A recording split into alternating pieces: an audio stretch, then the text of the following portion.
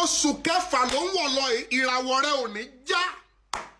Bó o ti ń wọnú oṣù kẹfà yìí, ìlépa rẹ bọ́ sí. Ẹni lé ẹ tó lòun ò ní dẹ̀yìn àfi tóun bá sin ẹ wọ bojì kẹ́nìyẹn fẹ̀mí ara ẹ̀ dí. Gbogbo ẹni tó ní kì í ṣe lójú ẹ̀mí ò ní wàá ti débi tó ń lọ sóòsàmì ẹnìyẹn fayé lẹ̀. Màmá gbọ́ lóṣù kẹfà yìí, àṣà ayé ò ní gbé ẹ lọ́mọ lọ. Mo tún sọ ayé ò ní gbọmọ pamọ́ ẹ lọ́wọ́. Olúwa ní ń sọ fún ẹ lóṣù kẹfà yìí, ò ní rin àrìn bọ́ sọ́wọ́. Gbọ́ ohùn Olúwa, gbogbo ẹni lé ẹ tọmọtọmọ kẹ́nìyàn ṣubú.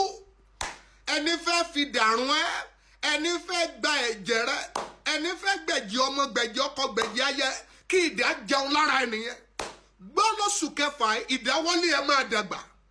Olúwa ní kí n sọ fún ẹ pé orí ẹ ò ní gbàbọ̀dè. Ọdún yìí ti dá sí méjì, ẹ̀mí ẹ ò ní pin lójijì. Ìlérí máa ṣẹ mọ́ ẹ lára. Wọ́n ní kí n sọ fún ẹ tó o bá ṣe àmì tó o kàn gbàgbọ́ kí ó tó pẹ́ 72 hours olùrànlọ́wọ́ àyànmọ́ pàdé ẹ. Mi ò mọ ibi tó o ti ń wò mí bọ̀ tó o bá ti fojú kan fídíò yìí láti òní lọ ìrànlọ́wọ́ dìde fún ẹ. Orí bẹ́ẹ̀ ó ṣẹ bẹ́ẹ̀. Jésù Olúwa wa, àmín.